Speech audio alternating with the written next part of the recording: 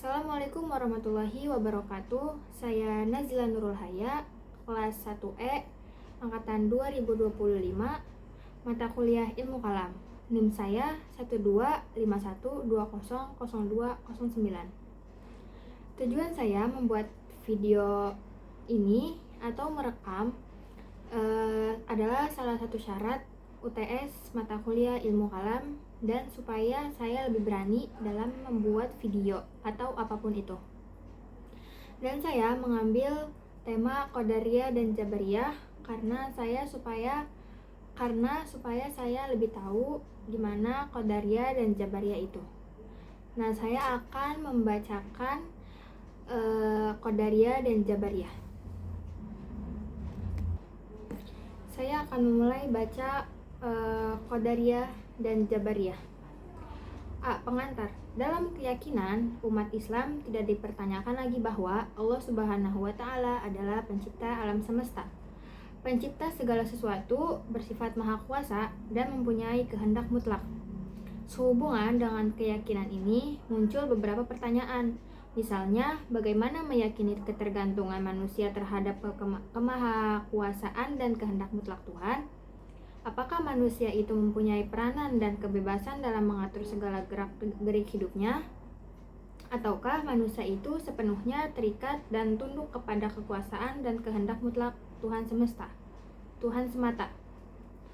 Menanggapi pertanyaan tersebut di atas, sebagian ulama kalam ada yang berpendapat bahwa manusia itu tidak mempunyai kekuasaan dan kemerdekaan dalam menentukan kehendak dan perbuatannya.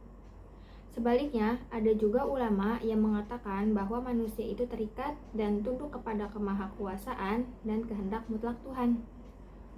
Pada dasarnya, terhadap dua pandangan dalam khazanah pemikiran Islam menyangkut masalah perbuatan manusia, yang dikenal sebagai salah satu aliran dalam teologi Islam dengan istilah af'alul ibad. Golongan yang pertama adalah mereka yang berpendapat bahwa manusia pada hakikatnya tidak mempunyai kemampuan apa-apa dalam mewujudkan keinginan dan perbuatannya, karena segala perbuatan manusia telah ditentukan oleh Allah sebagai pencipta manusia. Golongan ini disebut dengan Jabariyah. Sementara golongan kedua adalah mereka yang percaya pada kebebasan dan kemampuan manusia untuk mewujudkan kemauan dan perbuatan sendiri, atau free will and free act, yang disebut dengan Qadariyah. B. Kompetensi dasar.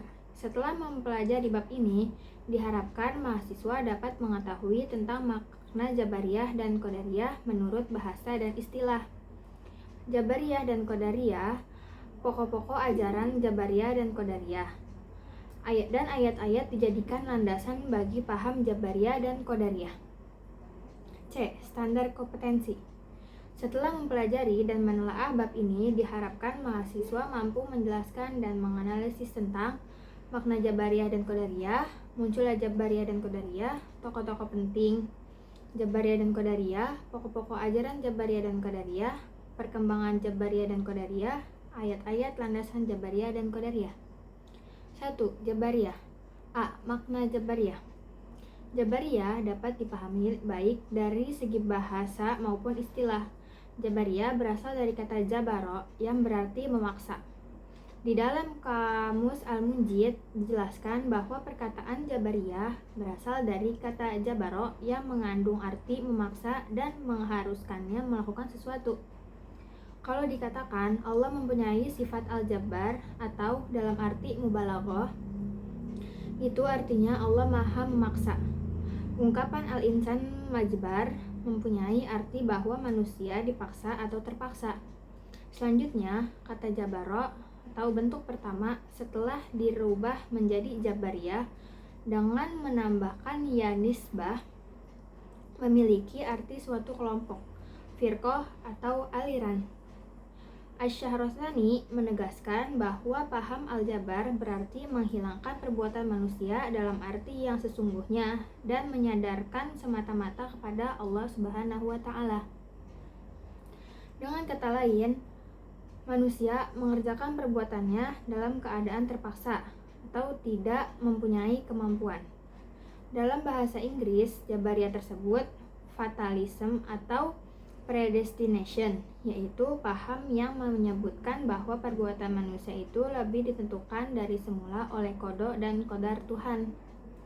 Dengan memperhatikan makna tersebut di atas, maka dalam istilah dapat dikatakan bahwa Jabariyah adalah salah satu aliran yang berpendapat bahwa manusia dalam melaksanakan suatu perbuatan baik dan buruk adalah terpaksa atau dipaksa oleh Tuhan karena mereka tidak memiliki daya dan kekuatan untuk berbuat. B. Munculnya aliran Jabariyah. Kemunculan paham Jabariyah oleh para ahli sejarah pemikiran mengkajinya melalui pendekatan geokultural bangsa Arab. Di antara ahli tersebut adalah Ahmad Amin yang menggambarkan bahwa kehidupan bangsa Arab yang dikungkung oleh gurun pasir Sahara dan memberi dampak yang cukup besar dalam pola hidup mereka. Ketergantungan terhadap alam telah membuat mereka menyerahkan sepenuhnya diri mereka pada kondisi alam. Sedangkan Harun Nasution melihat bahwa kondisi alam yang ada di sekeliling mereka tidak membuat mereka untuk berupaya bagaimana mengelola dan mengubah keadaan sekeliling mereka dengan keinginan mereka sendiri. Mereka merasa tak berdaya dalam menghadapi kesukaran hidup. Akhirnya mereka hanya bergantung pada kehendak alam. Dan hal ini yang membawa mereka kepada sikap fatalisme. Paham Jabariyah sebenarnya sudah ada sejak masa Rasulullah SAW dan para sahabat terdahulu. Hal ini dapat dilihat ketika Nabi menjumpai sahabatnya yang sedang bertengkar dalam masalah takdir Tuhan. Nabi melarang para sahabat untuk mempersoalkan hal tersebut, guna menghindari kesalahan dan kekeliruan dalam menafsirkan ayat-ayat mengenai takdir. Demikian pula, Khalifah Umar bin Khattab pernah menangkap seseorang yang diketahui pencuri. Ketika diinterogasi, pencuri itu berkata, "Tuhan telah menetapkan saya untuk mencuri." Mendengar ucapan tersebut secara spontanitas, Umar sangat marah dan menyatakan bahwa orang tersebut telah berdosa kepada Allah. Oleh karena itu, Umar memberikan 2 jenis hukuman kepada pencuri tersebut, yaitu pertama, hukuman potong tangan karena mencuri, kedua, hukuman dera karena menggunakan dalil takdir Tuhan. Khalifah Ali bin Abi Thalib ketika selesai perang Siffin ditanya oleh seorang tua tentang qadar Tuhan dalam kaitannya dengan pahala dan siksa. Orang tua itu bertanya, bila perjalanan menuju perang Siffin itu terjadi dengan qada dan qadar Tuhan, tak ada pahala sebagai balasannya. Ali menjelaskan bahwa qada dan qadar bukanlah paksaan Tuhan. Ada pahala dan siksa sebagai balasan amal perbuatan manusia. Sekiranya qada dan qadar itu merupakan paksaan, batalah pahala dan siksa, gugur pula makna janji dan ancaman Tuhan, serta tidak ada celaan Allah atas pelaku dosa dan pujiannya bagi orang-orang yang baik. Berdasarkan peristiwa tersebut di atas, dapat dikatakan bahwa paham Jabariyah sudah ada sejak masa awal Islam dan aliran ini mengalami perkembangan pada masa dinasti Bani Umayyah. Dan munculnya aliran ini ada yang berasumsi bahwa perkembangan diakibatkan oleh pengaruh pemikiran asing, yaitu pengaruh agama Yahudi dan bermazhab Qura dan agama Kristen yang bermazhab Yakobit. C. Tokoh-tokoh Jabariyah dan ajarannya. Beberapa tokoh yang dianggap penting dan berpengaruh dalam pengembangan ajarannya baik ekstrim maupun moderat, yaitu Ja'ad bin Dirham sebagai orang yang pertama kali memperkenalkan paham ini. Kemudian disebarluaskan oleh Jahm bin Safwan dari Khurasan. Dalam sejarah teologi, Jahm tercatat sebagai tokoh yang mendirikan firqah atau aliran Jahmiyah dari kalangan Murji'ah. Ia adalah sekretaris Suraih bin Al-Harits dan selalu menemaninya dalam gerakan melawan kekuasaan Bani Umayyah. Namun, dalam perkembangannya, paham Al-Jabar juga dikembangkan oleh tokoh lainnya, diantaranya Al-Husain bin Muhammad An-Najjar dan Ja'ad bin Diror. Adapun tokoh Jabariyah ekstrim adalah 1. Jahad bin Safwan. Jahad bin Safwan berasal dari daerah Khurasan dan menetap di Kufah. Ia merupakan seorang dai dan orator. Ia menjabat sebagai sekretaris Haris bin Surais, seseorang yang menentang pemerintah Bani Umayyah di Khurasan. Ia kemudian ditawan dan dibunuh secara politis tanpa ada kaitannya dengan masalah keagamaan. Paham teologi yang disebarkan adalah sebagai berikut. 1. Manusia tidak mempunyai daya, kehendak, dan pilihan sama sekali. 2. Mereka meyakini bahwa surga dan neraka tidak kekal dan hanya Tuhanlah yang kekal. 3. Paham keimanan yang diajarkan sama dengan pemahaman kaum Murji'ah, yakni keimanan adalah pembenaran sesuatu di dalam hati. 4. Kalam Tuhan adalah Allah Maha Suci dari segala sifat dan keserupaan dengan manusia seperti berbicara, mendengar, dan melihat. Demikian pula, Tuhan tidak dapat dilihat dengan indera mata di akhirat. 2. Ja'ad bin Dirham. Ja'ad bin Dirham dibesarkan dalam lingkaran Kristen yang kerap tertarik untuk membahas masalah teologi. Awalnya, ia tinggal di Damaskus, kemudian hari ke Kufah dan bertemu dengan Jahm bin Safwan. Adapun pokok-pokok pemikirannya terutama dalam bidang teologi antara lain: 1. Al-Quran adalah mutlak. Oleh karena itu, ia baru. Suatu yang baru tidak dapat disifatkan kepada Allah. 2. Allah tidak mempunyai sifat yang serupa makhluk, seperti berbicara, melihat, dan mendengar. 3.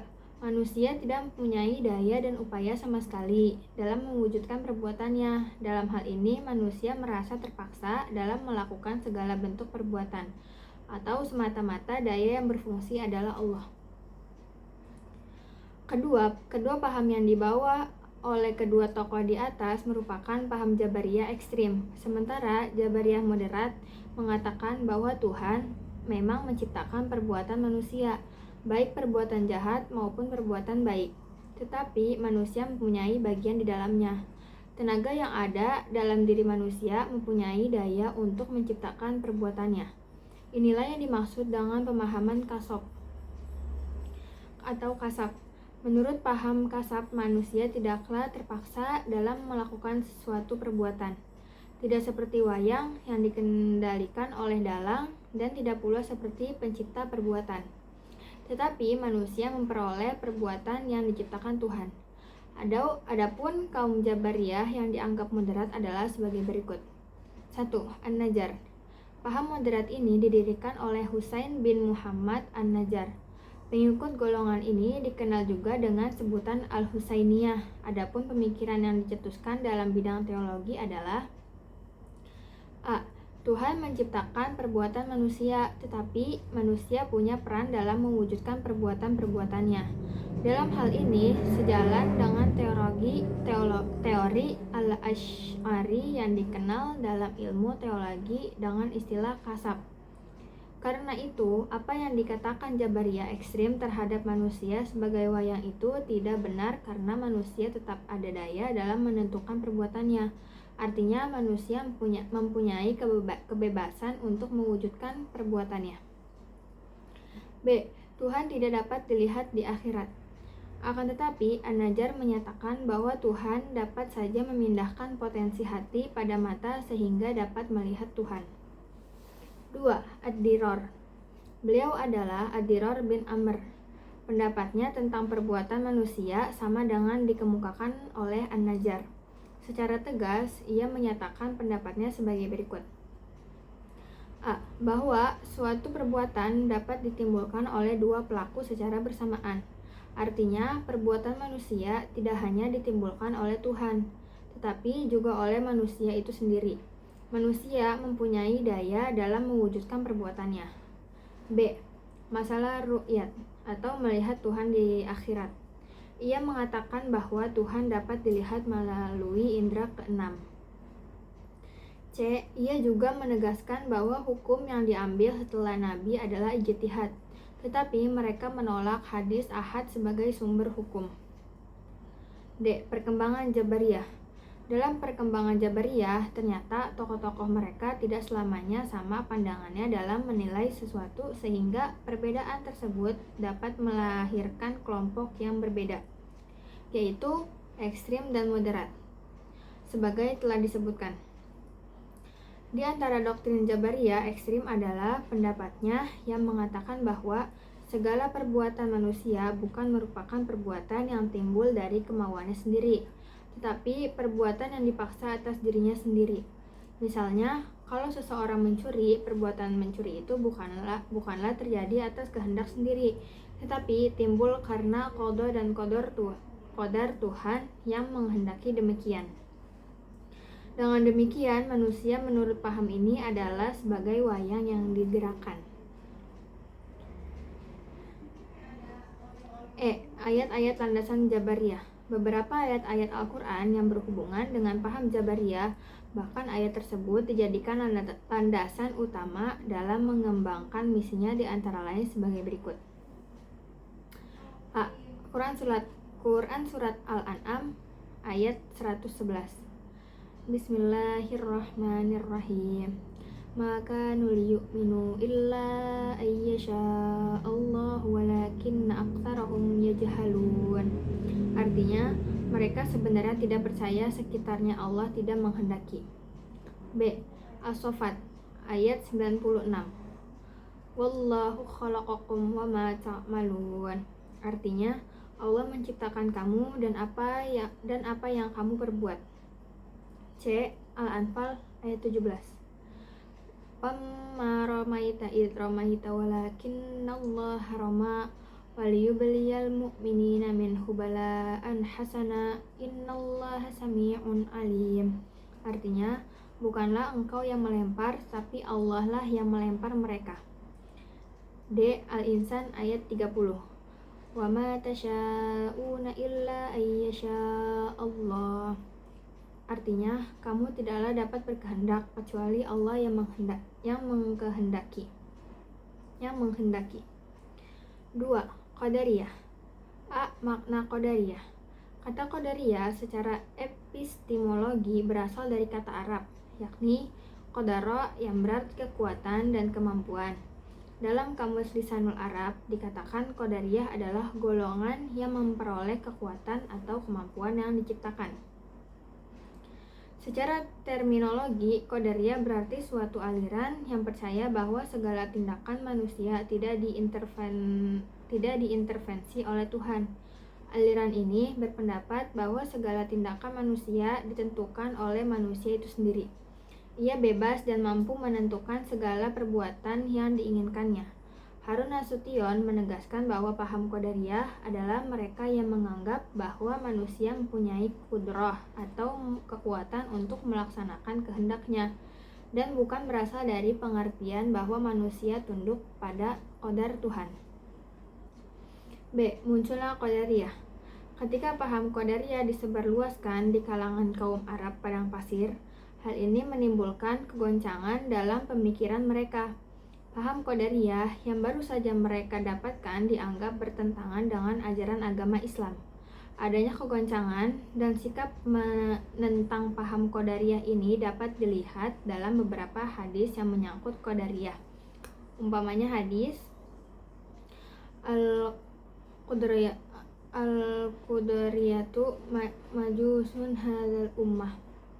Artinya, kaum Qadariyah merupakan majusinya umat ini, dalam arti golongan yang tersesat.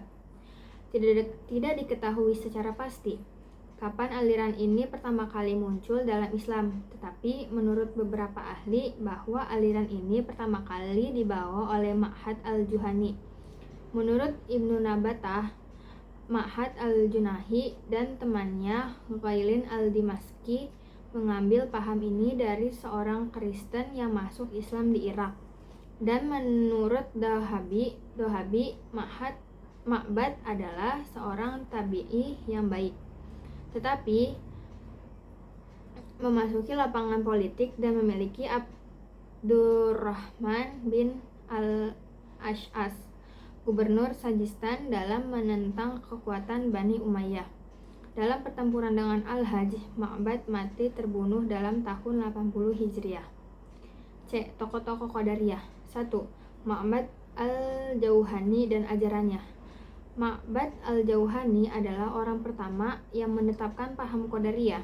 Adapun pendapatnya, ia mengatakan bahwa semua perbuatan manusia ditentukan oleh dirinya sendiri. Kalau Tuhan adil, maka Tuhan akan menghukum orang yang bersalah dan memberi pahala bagi orang yang berbuat baik. Karena itu, manusia harus bebas dan menentukan nasibnya dengan memilih perbuatan yang baik dan buruk. 2. Ghailin ini seorang orator yang handal, juru debat yang mahir. Ia hidup di Damaskus dekat dengan Bani Umayyah. Paham ini segera mendapat pengikut sehingga terpaksa Khalifah Hisham bin Abdul Malik mengambil tindakan kekerasan dengan membunuhnya. D. Pokok-pokok ajaran Qadariyah. Menurut penilaian Asy-Syarastani dalam bukunya Milal wa An-Nihal menyatakan bahwa doktrin yang dianut kaum Qadariyah hampir sama dengan doktrin yang dianut oleh kaum Mu'tazilah, sehingga tidak ditemukan perbedaan yang mendasar di antara keduanya. Dan masalah qadar ini malah lebih luas dibahas oleh Mu'tazilah, sehingga seringkali dikatakan doktrin Qadariyah dan Mu'tazilah sama karena kedua aliran ini memandang bahwa manusia mempunyai kemampuan untuk mewujudkan kehendaknya sendiri. Harun Nasution menjelaskan pendapat Ghailan tentang doktrin Qadariyah bahwa manusia berkuasa atas perbuatan-perbuatannya. Manusia sendirilah yang melakukan baik atas kehendak dan kekuasaan sendiri, dan manusia sendiri pula melakukan atau menjauhi perbuatan-perbuatan jahat atau kemauan dan dasarnya sendiri. Makna takdir dalam pemahaman Qadariyah bukanlah dalam pengertian takdir yang umum dipakai oleh bangsa Arab ketika itu, yaitu mengatakan bahwa nasib manusia telah ditentukan terlebih dahulu. Dalam perbuatan-perbuatannya, manusia hanya bertindak menurut nasib yang telah ditentukan sejak azali terhadap dirinya. Dalam doktrin Qadariyah, takdir merupakan ketentuan Allah yang diciptakannya bagi alam semesta beserta seluruh isinya sejak azali, yaitu hukum yang dalam istilah Al-Quran merupakan sunatullah atau hukum alam. Dengan pemahaman demikian, kaum Qadariyah berpendapat bahwa tidak ada alasan yang tepat untuk menyadarkan segala perbuatan manusia kepada perbuatan Tuhan. Doktrin-doktrin ini mempunyai tempat pijakan dalam doktrin Islam sendiri. Ayat-ayat landasan paham Qadariyah. Beberapa ayat Al-Quran yang sesuai dengan doktrin ini antara lain: 1. Quran Surat Al-Kahfi ayat 29. Bismillahirrahmanirrahim. Wa qulil haqqu mir rabbikum faman syaa'a falyu'min wa man syaa'a falyakfur. Artinya, dan katakanlah kebenaran itu datangnya dari Tuhanmu, maka barang siapa yang ingin beriman hendaklah ia beriman, dan barang siapa yang ingin kafir biarlah ia kafir. 2. Surat Al-Imran ayat 165. Awalamma asabatkum musibatun qad asabatum mithlaiha qultum anna hadza qul huwa min 'indi anfusikum. Artinya, dan mengapa kamu heran ketika ditimpa musibah pada perang Uhud, padahal kamu telah menimpakan musibah 2 kali lipat kepada musuh-musuhmu pada perang Badar. Kamu berkata, dari mana datangnya kekalahan ini? Katakanlah, itu dari kesalahan dirimu sendiri. Yang ketiga, surat Ar-Ra'd ayat 11. Innallaha la yughayyiru ma biqaumin hatta yughayyiru ma bi anfusihim. Artinya, sesungguhnya Allah tidak merubah keadaan sesuatu kaum sehingga mereka merubah keadaan yang ada pada dirinya sendiri. Keempat, Quran Surat An-Nisa. Wa may yaksib isma fa innama yaksibuhu ala nafsih. Artinya, barang siapa yang mengerjakan dosa, maka sesungguhnya ia mengerjakan untuk kemudaratan dirinya sendiri. Bila diperhatikan, Baik aliran Jabariyah maupun Qadariyah nampaknya memperlihatkan dua paham yang saling bertentangan walaupun mereka sama-sama berpegang pada Al-Quran sebagai landasannya. Namun, penilaian tentang pendapat mana yang baik dan benar di antara perbedaan tersebut tidak dapat ditentukan sekarang. Penilaiannya akan ditentukan oleh Allah di akhirat kelak. Yang patut diyakini bahwa ayat-ayat turun tersebut semuanya benar. Karena itu yang boleh dikaji adalah asbabun nuzul ayat tersebut agar jelas. 3. Rangkuman. Bab ini menjelaskan tentang paham Jabariyah dan Qadariyah yang meliputi pengertiannya menurut bahasa dan istilah, latar belakang kemunculannya, tokoh-tokoh yang berpengaruh, pokok-pokok ajarannya, dan perkembangannya, demikian pula ayat-ayat dan hadis serta argumentasi filsafat yang dijadikan landasan masing-masing keduanya sehingga sulit disimpulkan mana yang paling benar atau sebaliknya di antara keduanya. Paham Jabariyah dan Qadariyah tidak diketahui secara pasti kapan munculnya. Namun yang perlu diketahui bahwa munculnya sebagai persoalan ideologi yang mulai mencuat sejak zaman pemerintah Bani Umayyah yang dipicu tentang pelaku orang yang melakukan maksiat, yakni apakah perbuatan tersebut kehendak mutlak Tuhan yang dipaksa kepada manusia, ataukah perbuatan tersebut adalah kehendak manusia sendiri dalam menentukan perbuatannya. Dalam hal ini, Asy-Syarotani menegaskan bahwa paham al-jabar berarti mengerjakan perbuatannya dalam arti yang sesungguhnya dan menyandarkan kepada Allah. Dengan kata lain, manusia mengerjakan perbuatannya dalam keadaan terpaksa. Paham ini menyandarkan perbuatan manusia secara qada dan qadar, atau fatalism atau predestination. Pandangan tersebut didasarkan pada beberapa ayat dalam Al-Quran. Sebaliknya, Qadariyah adalah suatu paham atau aliran yang percaya bahwa segala tindakan manusia tidak diintervensi oleh Tuhan. Ia berpendapat bahwa tiap-tiap orang adalah pencipta bagi segala perbuatannya. Ia dapat berbuat sesuatu atau meninggalkan atas kehendaknya sendiri tanpa ada paksaan oleh Tuhan. Manusia mempunyai kudrah atau kekuatan untuk melaksanakan kehendaknya tanpa campur tangan Tuhan.